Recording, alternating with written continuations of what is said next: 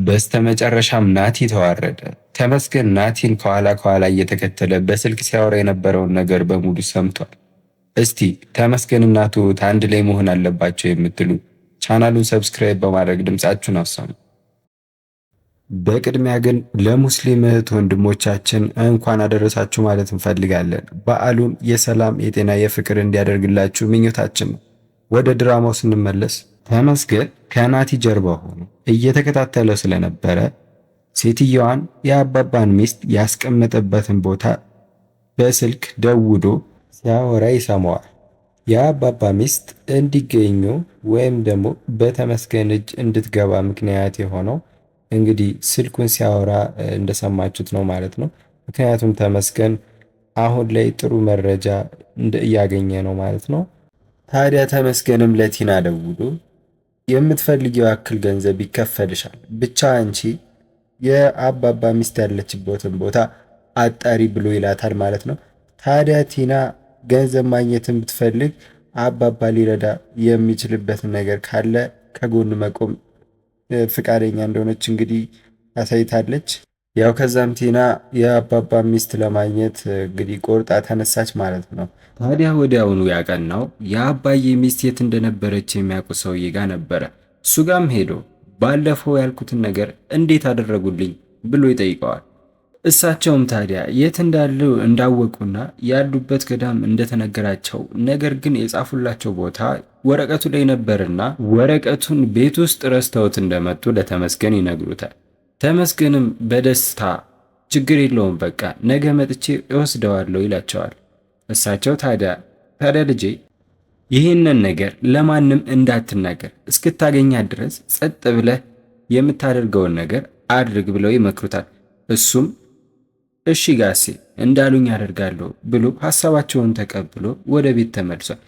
ታዲያ በዚህ መሃል ተጋጭተው የነበሩት ትሁትና ናቲን እንመለከታቸዋለን። ሳሎን ውስጥ ከአባዬ ጋር ቁጭ ብለው እንዳለ ናቲ እባክሽ ይቅርታ አድርጊልኝ ብሎ እግሯ ላይ ይወድቃል። ትሁትም አማራጭ ስላልነበራት እሺ ብላ ይቅርታውን ተቀብላ አስነስታው ሶፋ ላይ ተቀምጧል። በዚህ መሃልም ተመስገን ይመጣና ሁኔታውን ስለተመለከተ አባዬን ብቻውን ለማውራት እንደሚፈልገው ይጠይቀዋል።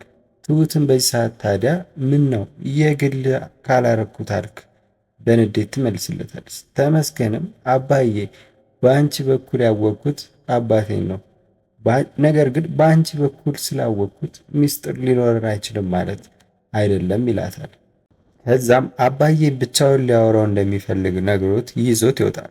ታዲያ በዚህ ሰዓት ለአባዬ ትሁትን ለናቲ በጭራሽ እንደማይተውለትና አይደለም ሌላ እሷ እንኳን ብትፈልግ ናቲ ከእሷ እንደሚያርቀውና እንደማይገባት ይነግረዋል። አባዬም በብልሃት እንዲያደርገውና እሷ አሁን ላይ ያለችው ውድድር ላይ እንደሆነና በጸባይ እሷን እንዲያሸንፍ አድርጎታል።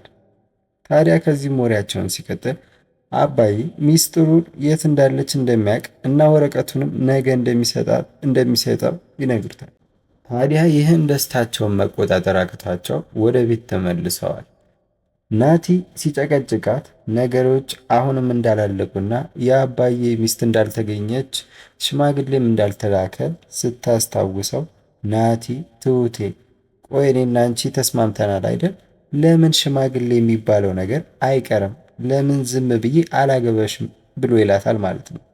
ታዲያ በዚህ ሰዓት ትሁት እጅግ በጣም ትናደድና ምን አልክ ብላ በመጮህ ተነስታ ከቤት እንዲወጣ ትነግረዋለች። ከዛም ከክፍሏ ተሰጠውና ከዛ በዚህ ሰዓት አባዬ ወደ ቤት ይመለሳል። ታዲያ መጋጨታቸውን ከናቲ ሰምቶ ስለነበር ተጣላችሁ አለ ሲላት እሷም አዎ አሉ አይገርምም አባዬ ሽማግሌ ሳይላክ ዝም ብዬ ላግባሽ አለኝ እኮ በዛ ላይ ደግሞ እንዴት እንደሚደነፋ እኮ ብላ ትነግረዋለች። አባዬም በአሁኑ ጸባዩ መቀየሩን ስለገባው ይሄንን ቢል አይገርምም ብሎ በውስጡ ሲታዘብ እንግዲህ ማየቱን አይተናል። ታዲያ ቀጥሎ ሊያወራት ወደ መጣው ነገር ይገባል። ባለቤቴ የት ጸበል እንዳለች ታወቀ ብሎ ሲነግራት እንዴ አባዬ በጣም ደስ ይላል በምን አወቅ ብላ ስትጠይቀው ተመስገን ሁሉም ነገር እንዳደረገ እዛ ድረስ እየተመላለሰ ሁኔታዎችን ሲያጣራ እንደነበረ ይነግራታል። ታዲያ ትሁትም ደስ ብሏት ይሄ ጉዳይ እረፍት አልሰጥ ብሎታል። ታዲያ አባዬ እባክሽ ትሁቴ፣ ነገር ግን ይህን ነገር በፍጹም ለናቲ እንዳትነግሪው ብሎ ይላታል። ትሁትም ችግር አለ እንዴ አባዬ ብላ ስትጠይቀው አይ ችግር የለውም፣ ይሄ ግን ይህንን ነገር በፍጹም እንዳትነግሪው ብሎ ይላታል። እሺ ተባብለው እሷም ተመስገን የሰራው ስራ አስደስቷት ስለነበር ተመስገን ጋር ትደውልና ሚስጥር ያደረገባትን ነገር እንዲነግራት ትጠይቀዋለች። ተመስገንም ሚስጥር ነው ብሎ ትሁትን ያናድዳትና እሷም ስልኩን ትዘጋበታለች። ለደቂቃም ካሰበች በኋላ መልሳ ትደውለለትና እኔ ላይ ነው እንደዚህ የምትሆነው በማለት ትቆጣዋለች። ታዲያ በዚህ ሰዓትም ተመስገንም ጭራሽ ስልኩን ይዘጋባታል። ከደቂቃዎችም በኋላ ትሁት ከቤት ትወጣና መንገድ ትጀምራለች። በዚህ ሰዓት ናቲ ከኋላ ከች ብሎ እየተከተላት ነበር። ታዲያ ወደ አንድ መታጠፊያ ከደረሰች በኋላ ተመስገንን ታገኘዋለች። ታዲያ የአባዬ ሚስት ለማግኘት የሚያደርገውን ነገር አብራ ማድረግ እንደምትፈልግና አብራው ልትሄድ እንደምትፈልግ ትነግረዋለች። ታዲያ ተመስገንን እሺ ደስ ይለኛል፣ ነገር ግን ያንን ማድረግ ከፈለግሽ እጄን ይዘሽኝ መሄድ አለብሽ ብሎ ይላታል። ትሁትም በፍጹም እንደማታደርገው ትነግረዋለች። እንደዛ ከሆነ አብራው መሄድ እንደማትችል እሱም አብሯት እንደማይሄድ ይነግራታል። ትሁትም አማራጭ ስለሌላት እሺ በቃ ብላ እጁን ይዛ ተያይዛ ይሄዳሉ ማለት ነው። በዚህ ሰዓት እጅ ለእጅ ተያይዘው ሲሄዱ የተመለከተው ናቲ በጣም ሲበሳጭ ተመልክተ ነው። ታዲያ ወዲያውኑ ወደ ቤት ነበር የተመለሰው። ወደ ቤትም ሲመለስ አባዬን ነበር ያገኘው። ናቲም አባዬ እቺ ልጅ ግን ምንድን ነው እያደረገችው ያለችው?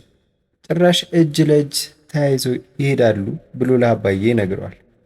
አባዬም ታዲያ በእነሱ ስራና በእሷ ምርጫ እሱን እንዳያስገባውና እንደዚህ አይነት ወሬም እኔ ጋር መጥተህ እንዳታወራ ብሎ ይነግረዋል። ታዲያ ናቲም ቁጣ ይለዋል። ትሰማኛለህ አንተ ልጅ፣